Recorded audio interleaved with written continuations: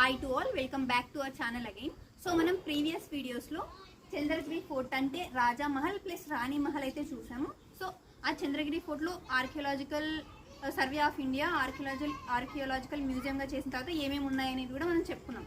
So ఈ వీడియోలో ఈ చంద్రగిరి ఫోర్ట్ అంటే విజయనగర రాజులు తర్వాత అలాగే రాణులు అలాగే యాదవ రాజులకు సంబంధించి అప్పట్లో ఉన్నటువంటి శివాలయం అయితే ఇది. సో ఈ గుడి అయితే శిథిలావస్థకి అయితే చెందింది. సో మనం ఇది శివుడి గుడి అని అయితే అనుకోవచ్చు, ఎందుకంటే ఇక్కడ మనం చూస్తే నంది విగ్రహం అయితే ఉంది, కానీ లోపల మాత్రము శివుడి విగ్రహం లేదు. నాకు తెలిసి ఏంటంటే ఈ గుడి శిథిలావస్థకు చెందింది కాబట్టి శిథిలావస్థకు చేరుకుంటుంది కాబట్టి ఆ యొక్క శివుడి శిల్పము విగ్రహము వేరే చోట అయితే పెట్టి ఉండవచ్చు అని నా అభిప్రాయం.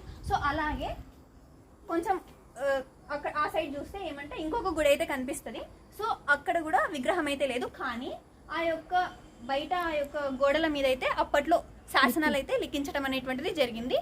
సో ఇది మొత్తం చంద్రగిరి ఫోర్ట్, అలాగే అప్పట్లో ఉన్నటువంటి రాజులు రాణులు దర్శించుకోవడానికి వచ్చినటువంటి శివుడి గుడి అనమాట.